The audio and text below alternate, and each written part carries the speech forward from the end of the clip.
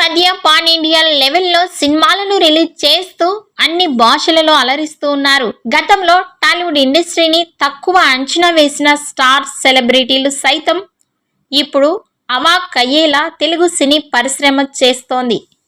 ముఖ్యంగా బాలీవుడ్ పరిశ్రమ అయితే తమ సినిమాలతో 100 కోట్లు రాబట్టాలి అంటే చాలా కష్టపడుతున్నారు. షారుఖ్ ఖాన్ నటించిన పఠాన్, జవాన్ వంటి చిత్రాలు లేకపోతే బాలీవుడ్ పరిస్థితి చాలా ఘోరమైన పరిస్థితిలో ఉండేది. ఇప్పుడు అలాంటిది బాలీవుడ్లో ఒక డబ్బింగ్ సినిమాతో అల్లు అర్జున్ రికార్డులు మోగిస్తున్నారు. పుష్ప చిత్రం మొదటి రోజుల్లో 72 కోట్లు రాబట్టి జవాన్ రికార్డులను సైతం తిరగరాసింది. రెండవ రోజు, మూడవ రోజు కూడా 74 కోట్లు రాబట్టి తన రికార్డులను తానే మరోసారి బద్దలు కొట్టారు అల్లు అర్జున్. ఏకంగా 3 రోజుల్లోనే 200 కోట్లకు పైగా కలెక్షన్స్ రాబట్టారు. ముఖ్యంగా పుష్ప 2 చిత్రం 3 రోజుల్లోనే ప్రపంచవ్యాప్తంగా 621 కోట్లకు పైగా కలెక్షన్స్ రాబట్టినట్లు సమాచారం.